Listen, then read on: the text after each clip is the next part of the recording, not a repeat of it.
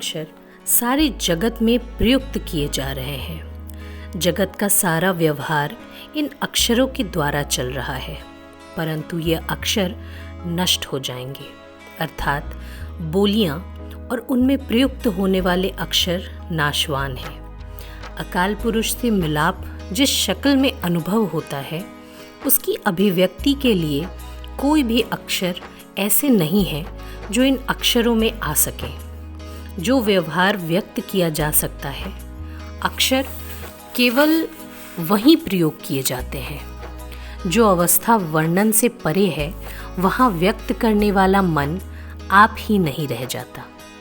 जहाँ अक्षर प्रयोग किए जा सकते हैं, अर्थात जो अवस्था व्यक्त की जा सकती है और जिस हालात का वर्णन नहीं हो सकता, अर्थात परमात्मा में ऐक्य होने की अवस्था, इन दोनों ओर परमात्मा आप ही है।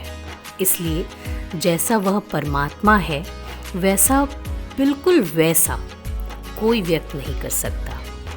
यदि उस अलभ्य परमात्मा को मैं प्राप्त कर भी लूँ, तो मैं उसका सही वर्णन नहीं कर सकता। यदि कुछ वर्णन भी करूँ, तो उसका किसी को लाभ नहीं हो सकता। वैसे जिस परमात्मा का यह तीनों लोक ही प्रसार है, वह इसमें ऐसे व्यापक है जैसे बरगद का वृक्ष बीज में है।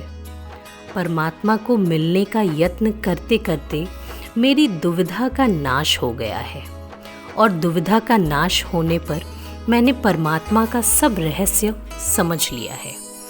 दुविधा को पलटने पर मन परमात्मा में रम गया है और मैंने उस अविनाशी तथा अभेद प्रभु को प्राप्त कर लिया है।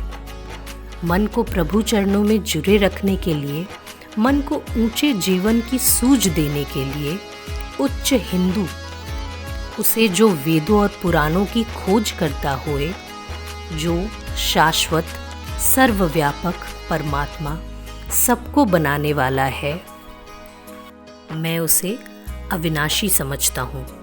दूसरे जिस व्यक्ति को वह प्रभु पैदा करता है और फिर मिटा देता है, उसे मैं परमात्मा के तुल्य नहीं मानता।